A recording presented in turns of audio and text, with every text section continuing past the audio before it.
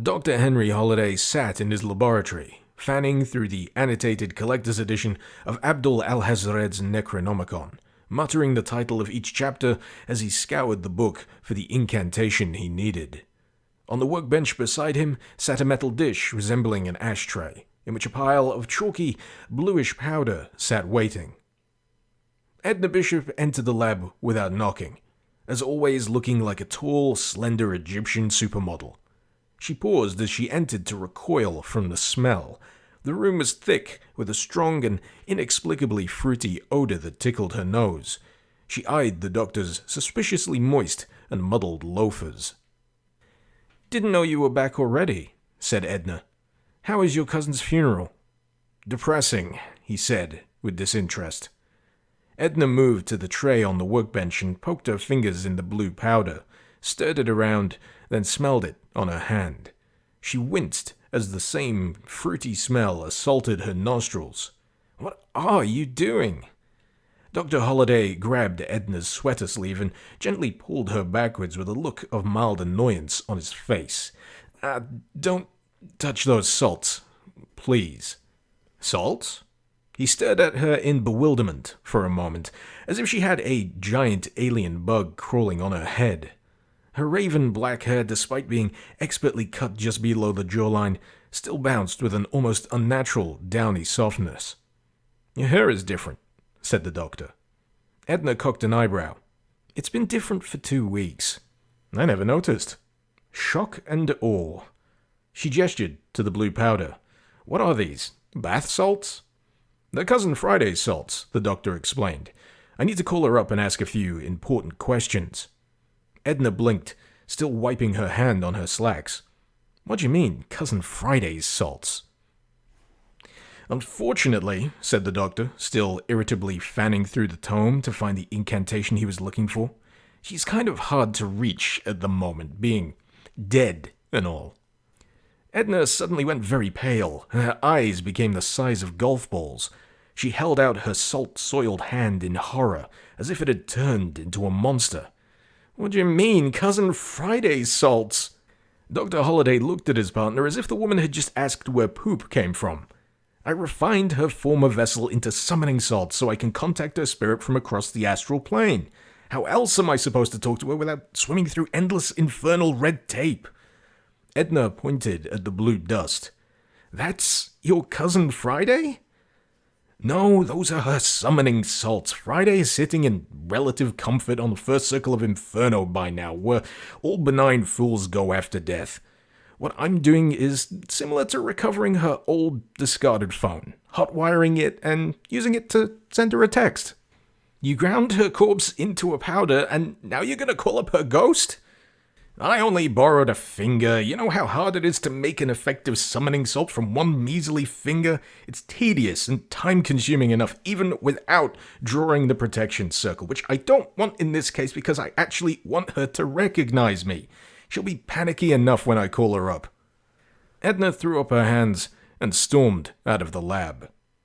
Dr. Holliday sighed and muttered, "Nobody appreciates necromancy anymore."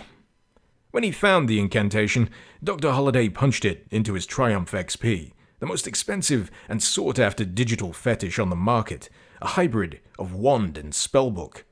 No sooner had the device uttered the incantation in its grainy digital voice, a trail of green smoke rose slowly from the blue salts and gradually formed the spectral shape of Cousin Friday, still wearing the chic party dress she wore in death.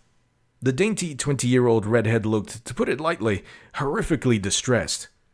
Doctor?" whimpered Friday. Is that you? Oh, thank God, you gotta get me out of here." "Friday, calm down. I need to ask you—" Friday didn't hear him over her own shrill voice. "They got me locked up in a tiny cage in hell, and it smells god-awful. There's millions of other caged people all around me, and they keep making this pitiful wailing and moping. I don't know how I got here, and I'm really scared, and I just want to come home." "Friday, you're dead. You can't come home. Now, please." Friday did a dead-on impression of a side-eyed basset hound. "Can't come home? Ain't you like a wizard? Ain't that how you called me? What am I doing in hell anyway? She covered her mouth with a start. Is it 'cause I never went to church? Dr. Holliday removed his glasses and rubbed the bridge of his nose. Friday. Or is it 'cause of Angie? It wasn't my fault Angie died. I mean, yeah, I could have called 911 and maybe it would have saved her, but I didn't, murder her. I wouldn't figure. Friday, calm down. It is perfectly normal to end up in hell first thing.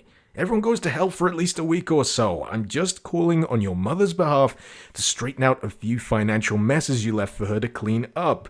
For starters, both Ghost and Necromancer froze and stared blankly at one another for a long, silent moment. Dr. Holliday slowly pointed his finger at his spectral cousin. Hang on a sec. You told me you found Angie dead. Friday squinted at him.